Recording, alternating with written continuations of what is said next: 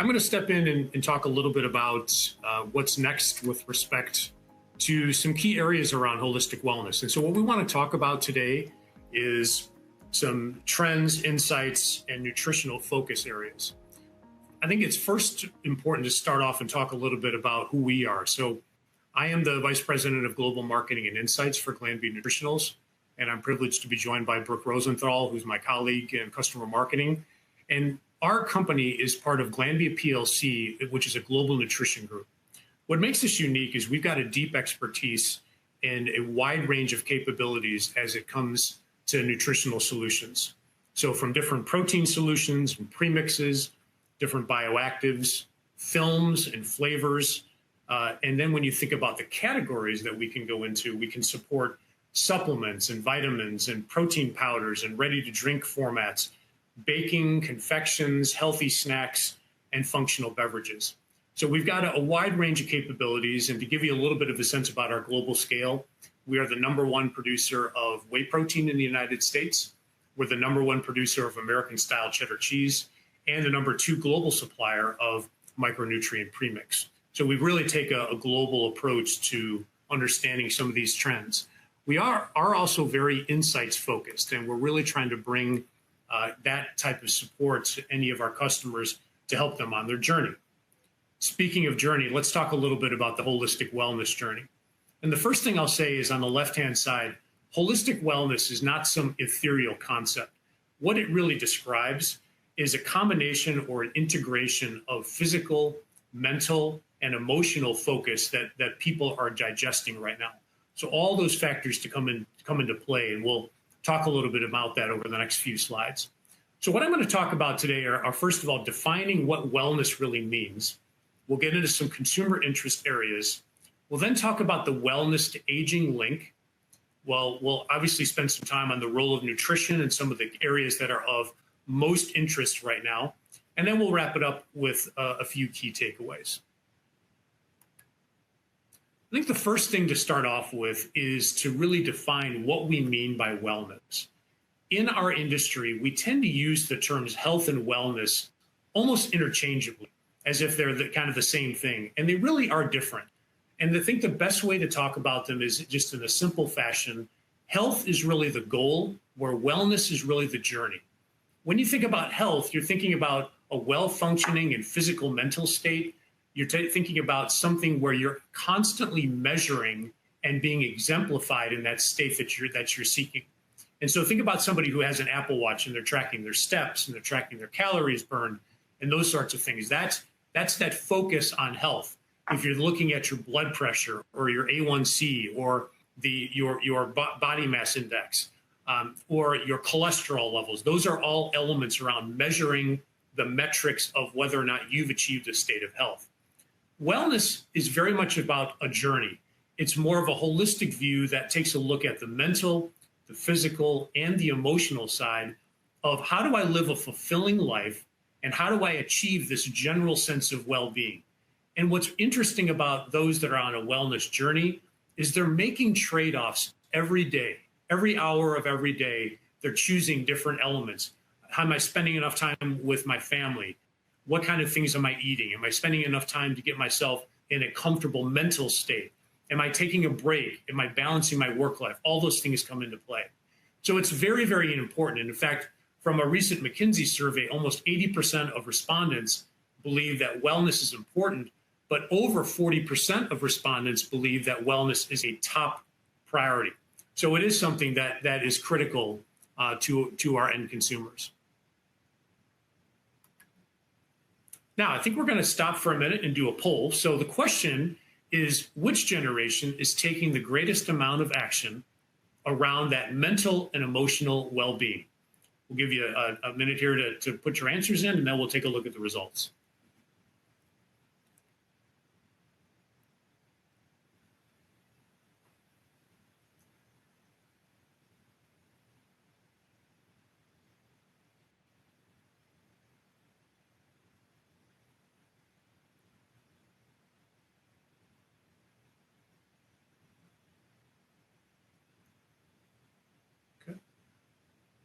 All right, let's go ahead and We got a few more. We'll wait get a few more coming in. There we go.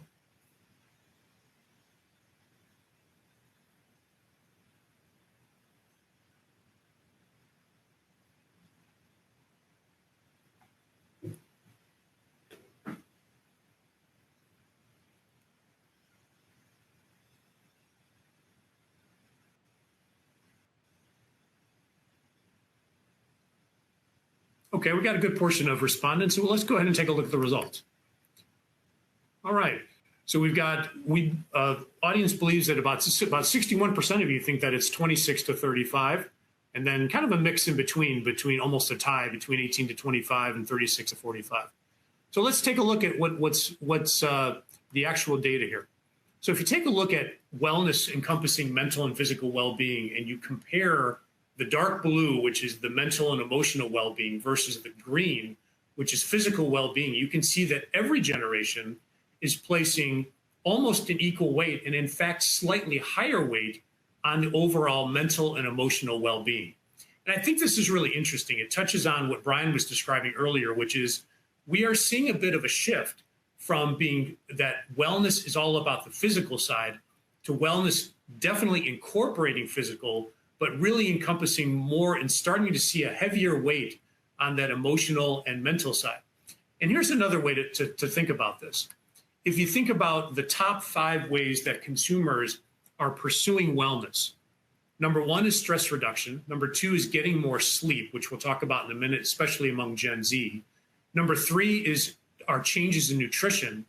4 is managing that work-life balance. And then you get to 5, which is the physical and exercise. So again, physical exercise, very important, but you can see how we're seeing more and more of an emphasis on the mental and emotional side of well-being. Now, when we think about this side of holistic wellness, we have to talk about part of that, which is healthy aging. And this is where we get into understanding how people are looking at overall healthy aging. If you look at this graph, and from the left to right, you basically have the generations, the same breakout of generations that you saw in the quiz. So think about it kind of Gen Z, then you've got a couple groups of Gen Y, you have Gen X and boomers on the right-hand side. If you start on the left-hand side, you get into some of the physicality and some of the cognitive side of things. Not surprisingly, the boomers are placing more of an emphasis on those 2 areas. So they're thinking more about that. It's more conscious to them, and it's more important to them versus some of the other generations. As you move into the next 2 groups and you start looking at these more well-being approaches and more of this positive energy mindset, look at how even the split is across all generations. And I think it's important to highlight when we talk about positive mindset, what that really means is, are they able to balance the needs and emotions and anxieties and stress of their life? If they have that under control, then they're in a better place and a better likelihood for them to find a positive energy mindset. So in this case, in that particular description, it's not about a boost of energy, it's more about an overall positive mindset and managing what life's throwing at them. So I think when you think about holistic wellness and you think about healthy aging, it's important to look at it from the context of a trinity. And it's about physical, mental, and this idea of energy well-being. So energy well-being has 2 facets. One is, yes, there's an energy to take on the day, fuel my day, and certainly even getting a little bit of a boost if you're consuming an energy drink. But there's another part of it that's really important, and that is this energy well-being. It's that idea of energy balance. And if I'm managing the stress and I'm managing what life's throwing at me, I feel like I have an overall better sense of well-being. Now, you might say, for example, well, healthy aging, that's probably only focused more among, let's say, boomers. And if you look on the left-hand side of the page, we actually can look at this by generation. And across all generations, the idea of healthy aging, how important is it to them, actually reaches a top 2 box of important, which is either extremely or very important, of 75% or more. Those of you who are doing concept product tests in your current or previous lives know that if you get a 75% top 2 box in something, you've got some pretty good commitment. That's a pretty solid score. And we see the same type of thing here. But what really gets interesting is you move to the right-hand side of the page. And this is looking at when are generations thinking about and starting to take action around managing healthy aging. Go all the way to the right-hand side and look at the boomers, 55 plus. They actually started thinking about healthy aging more in their 40s. Then you move to the Gen Xers, and they started to get a little bit earlier, so 40s and then a little bit into the 30s. Millennials, Gen Y, a very, very large segment of the population, started to see movement into the 30s and then creeping into the 20s. And then look at the first group, which are the Gen Zers. Over half of them are actually thinking and taking action to think about healthy aging in their 20s. So what we're seeing is every generation is thinking more about healthy aging, and not just thinking, but looking for solutions and looking to take behaviors about how do they manage that healthy aging process. And one of the best ways to do that is, of course, nutrition. So let's talk a little bit about the role of nutrition and how people are thinking about this. What we're looking at here is a graph that's at the top end starts to look at globally, and then we can break this down by 4 regions. And these 4 colors are distinguished as follows. The dark blue really represents those that are looking to eliminate the bad stuff, the stuff that's bad for me. So that would be reducing sugar, reducing unhealthy fats, reducing sodium intake, etc. The light blue are those that are actually looking to incorporate more natural foods in their natural state, so fruits and vegetables and nuts, for example. Yellow gets into those that are really seeking to manage and reduce the amount of processing or processed ingredients. So think about additives, processing ingredients, stuff that they don't really know and understand. Think about this group a little bit more leaning towards the clean label side of ingredients. And then finally, on the green side, these are people that are actually looking to consume products that are purposeful and helping with them in their journey to deal with a certain area. They may be looking to build muscle, so they're looking for protein. They may be looking to manage inflammation, so they're looking for antioxidants or certain botanicals that might help them in that, and so on. What we can see is at the top row across the world, these areas are split generally pretty consistently about 25%. However, if you go down on the page and you look around the red box, you can see North America. And look at how significantly more important reducing the bad stuff is for the North American population. And this is pretty consistent. In the US especially, our consumers are really thinking about their approach to diet is how do I eliminate the stuff that I keep hearing that's so bad about? One of the things we're going to talk a lot about is sugar, certainly the processing of unhealthy fats, and certainly thinking about sodium levels, especially as you think about the implications around blood pressure. The other thing what we would talk about here is that from a U.S. perspective, over 40% of U.S. consumers want their food and beverage to contribute to both that mental and physical health. So they're placing a high weight on this. And what are they looking for? Well, when they think about this journey and how that contributes, they think about their diet. And one of the areas of most interest and most increasing in popularity is flexitarian.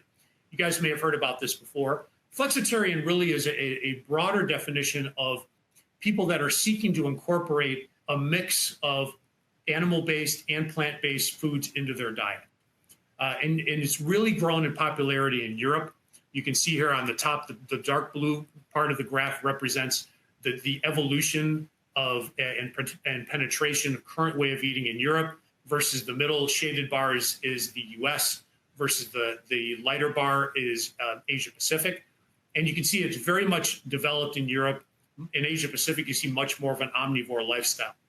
What I would tell you on the role of flexitarian or the rise of flexitarian is this is not a case of people are going to go all the way to bright and go from 0 to 100 on becoming vegan or vegetarian.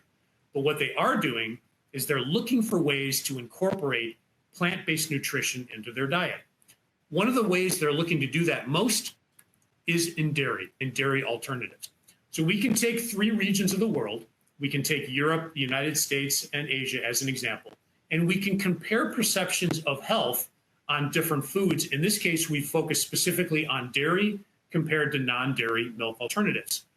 If you start off and look at Europe, for example, and you look at the green bars, which indicates a perception of healthy, non-dairy alternatives are actually seen as slightly less healthy than dairy milk. Or conversely, dairy milk still has a strong perception of healthiness. Part of that's because in Europe, having fermented dairy is a long-standing behavior and long-standing choice, and certainly seen as healthy. However, if you then move into the green bars and look at the United States and compare those same factors of dairy milk compared to non-dairy milk alternatives, you can see the perception of health actually flips, and non-dairy milk alternatives are seen as slightly healthier. We'll come back to that in just a minute. Then you move to Asia and you can see even a greater perception of health across both dairy as well as non-dairy alternatives in the region. So why would we start to see a little bit more of a change in the US in terms of non-dairy milk alternatives? Well, first of all, we're seeing a lot of marketing, a lot of activity around talking about non-dairy milk alternatives. Remember also there's an element to this around the social aspect of this in terms of like sustainability that does play a factor. But I think a couple factors that are really driving this. We know about 65 to 70% of the population has some type of a lactose malabsorption issue. It doesn't mean that they're entirely lactose intolerant, but it does mean that they could have some digestive distress if they're consuming lactose. And so if you can go and get something that's a substitute for that lactose and allows you to get good nutrition and allows you to continue to eat some of the foods that you have, that can be a win for a population. We also, as a country, consume an enormous amount of dairy, 99% penetration, and we eat it through all parts of the day part. So think about breakfast cereal with milk, think about yogurt, think about all the different coffees and teas and how many options you can go get at Starbucks with different options for both milk and non-dairy alternatives. So we're consuming milk and dairy in a wide range of our lives. So what this does is it offers a range of consumers to gradually substitute non-dairy milk alternatives in their life without feeling like they're sacrificing much. In most cases, the products that we're eating with dairy or non-dairy milk alternatives, they have different flavors in them. Cereals have flavors, coffees have flavors, yogurts have flavors. So if the cost isn't out of whack, if the flavor or sacrifice on taste isn't a major issue, and it allows consumers to get a little bit of plant-based nutrition into their diets, dairy is really a good foray or a good entryway to allow people to move into this flexitarian lifestyle. Now, what we'll also talk about here is comparing, for example, plant-based dairy alternative penetration versus plant-based meat alternatives. On the left-hand side, and this is from Barclay's Enumerator, you can see that over the last 3 years, penetration of plant-based dairy alternatives has moved from just below 9 to up above about 12%. So a good 3 points of increase. Conversely, if you look at plant-based meat alternatives, that's moved from 7-ish%, now moving closer down to 5. And so we're going to continue to see this. This is going to continue to be an industry or an area in flux. But I think the plant-based dairy alternative area is certainly gaining in strength and gaining in acceptance as a way to incorporate that flexitarian lifestyle. We also want to talk a little bit about some of the areas and some of the nutrients that are of most interest to consumers. This looks at a range of different nutrients and ingredients. The blue bars indicate a real high level of affinity. So people are looking for these ingredients in their lives. The orange bars represent a lack of interest, like a complete lack of either knowledge or interest or both in these particular ingredients. And you can see on the far left-hand side, it really is a story about protein and fiber. Protein is absolutely the macronutrient that consumers are looking for most in their lives. They're looking for it in all different delivery systems, whether it's a food, a beverage, a snack, baking items, all across the board. So they're looking to consume more protein. They're also looking at fiber. Now, fiber has gained steam over the years for a lot of different reasons. Certainly, it's linked to in helping people with GI health. It's also linked with people that are dealing with blood sugar issues and perhaps maybe being insulin resistant. But during COVID, it really gained an additional level of affinity because people started to recognize that your gut health is directly related to your immune health. And if you're supporting one, you're giving a better chance of your body to support the other. The other area that I would call attention to that's growing and something that I would suggest that we continue to look at options to offer to the end consumer is the biotics. So these are pro, pre, and postbiotics. Postbiotics are still a little newer, so they don't have quite the same affinity, but pre and probiotics are gaining steam and gaining interest across the board. Again, as people think about gut health, they think about the relationship to their overall wellness, and they think about how that contributes to an overall sense of well-being. Now, you might think, for example, well, fiber, that's probably just focused on the boomers. Well, we can look at it by generation. So on the left-hand side, you've got the orange group, the orange boxes, which indicate the generations, and then the same list across the top. These are percentages that are interested in having these ingredients in their food or beverages. And you can see in the most part, the percentages across all the generations are somewhere in the high 20s to maybe 40%, except for in the middle. You can see probiotics and prebiotics, you start to see that 40 to 50% range. But then look what happens when you go over and look at fiber and protein. All generations are looking at more fiber and more protein in their diets. So it's not one generation, it is across all different groups. Now, when we think about the approach to wellness and we think about these ingredients, we also want to look at certain behaviors. Brian touched on the growth of snacking, and we see a lot of the same things going on. What's interesting is snacking continues to evolve. It's not just food. It actually is food and beverage are being seen as options for snacking. And when you look at it by generation, so in here we've got 4 generations, basically left to right, we go Gen Z, Gen Y, Xers, and Boomers. We can start to see that, for example, in functional benefit interests, the idea of energy is really being driven by Gen Z and Gen Y. That's not surprising. When you look at energy drinks and you look at who's consuming them and how frequently they're consuming them, Gen Z and then secondarily Gen Y are really driving the boat there. When you move into those second, third, and fourth areas, so when we look at calming and relaxation, look at how consistent that is across all populations, all generations. All generations are looking for ways for their consumption to help them manage their stress, manage their anxiety, give them that sense of positive feeling of mood.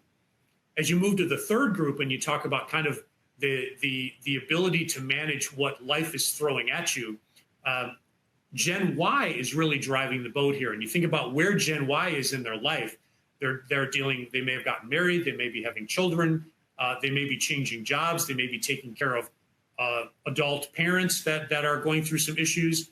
So there might be a lot of things in their life that are really big things that are being thrown at their life that they're having to manage. And then finally, sleep. Remember I talked about earlier how Gen Z is thinking about healthy aging earlier than any other generation. One of the areas they're thinking about is how does sleep contribute to that healthy aging? And this is a great example of indicating that. So when we think about wellness, we think about behaviors and we think about what are people looking for even across generations.